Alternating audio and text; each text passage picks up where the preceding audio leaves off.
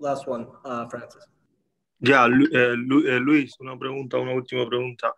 De todo este largo camino que atravesaste para llegar a las grandes ligas, ¿cuáles fueron los tres momentos más difíciles que tuviste desde que firmaste en 2014 hasta este momento? Tus tres momentos más difíciles que pensaste que no lo ibas a lograr.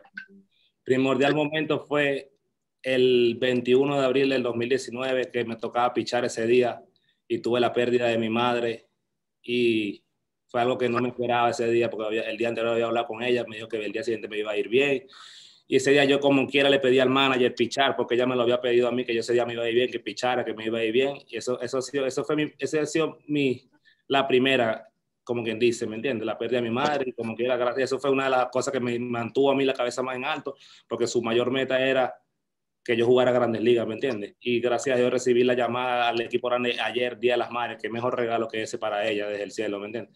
Wow. La segunda cosa fue en el 2017, 2016, yo estaba jugando la clase A corta con Arizona, ya yo venía de ser 2 veces pitcher del año en las ligas en Dominicana y en la rookie, y ese año tuve un año que, ¿sabes? Como que no me están saliendo las cosas bien, casi que hasta le dije a mi abogado, quiero irme a mi casa, no quiero estar más aquí, porque nunca había tenido una temporada mala, ¿sabes? Pero de ahí también aprendí, hablé mucho con el psicólogo, hablaron conmigo, que me tranquilizara, y después de ahí tuve otro año bueno, y ahí seguí fortaleciendo mis habilidades. Y por tercero, cuando Anaheim me puso en el 2019, después de la temporada en waiver, sí.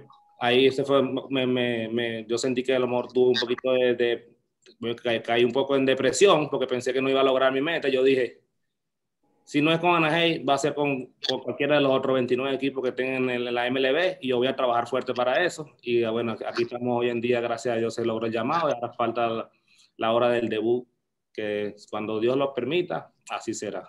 Gracias, Luis.